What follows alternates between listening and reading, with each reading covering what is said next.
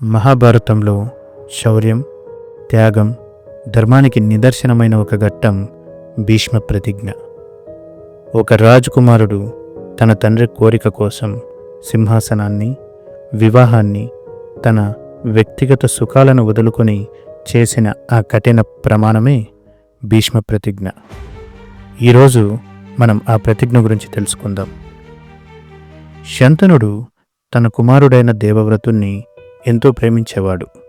అతన్ని తన రాజ్యానికి యువరాజుగా పట్టాభిషేకం చేసిన 4 సంవత్సరాల తరువాత ఒకరోజు శంతనుడు యమునా నది ఒడ్డున వెళ్తున్న సమయంలో ఒక అందమైన యువతిని చూశాడు. గంగాదేవి వెళ్ళిపోయినప్పటి నుండి ఒంటరైన శంతనుడు ఆ యువతిని చూడగానే వివాహం చేసుకోవాలి అనుకుంటాడు. ఆ విషయాన్ని వెళ్ళి తనకు చెప్పగా తను తన తండ్రితో ఈ విషయం గురించి మాట్లాడండి అని చెప్పి వెళ్ళిపోతుంది. తన తండ్రి ఒక జాలరి, ఆ గ్రామ పెద్ద కూడా. శంతనురాజు వెళ్ళి తన తండ్రితో ఈ విషయం చెప్పగా తను మహారాజుకు ఒక షరతు పెడతాడు. నా కుమార్తెకు పుట్టిన సంతానం మాత్రమే మీ రాజ్యానికి యువరాజులుగా ఉండాలి, మరెవరూ ఉండకూడదు అని అంటాడు.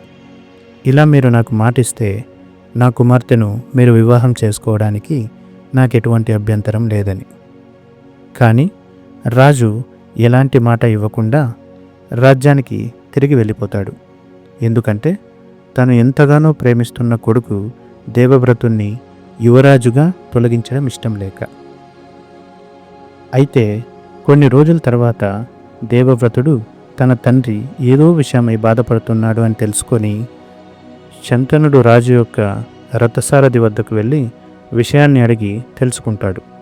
అప్పుడు దేవవ్రతుడు నేరుగా జాలరి పెద్ద దగ్గరకు వెళ్ళి ఇలా చెప్తాడు, నేను యువరాజు పదవిని నా తండ్రి కోసం వదులుకుంటాను, మీ కూతుర్ని నా తండ్రికిచ్చి వివాహం చేయండి అని.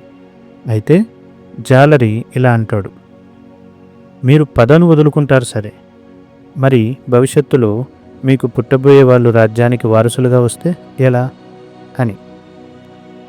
అప్పుడు చేస్తాడు దేవవ్రతుడు ప్రమాణం, నేను నా జీవితాంతం వివాహం చేసుకోకుండా బ్రహ్మచర్యం పాటిస్తాను అని.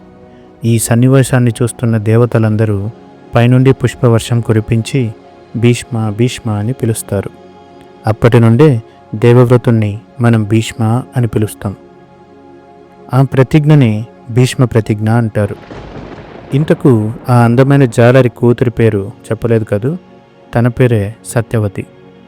ఈ విషయం తెలుసుకున్న శంతనుడు ఒకవైపు బాధతో, మరోవైపు తన కొడుకు మీద ప్రేమతో ఒక వరాన్ని ఇస్తాడు. అదే స్వచ్ఛంద మరణం.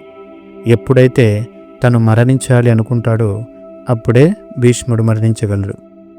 ఇలాంటి వరాన్ని అందిస్తాడు శంతను మహారాజు.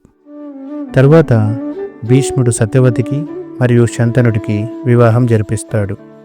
వీరికి చిత్రాంగదుడు మరియు విచిత్ర వీరుడు అనే 2 కొడుకులు జన్మిస్తారు.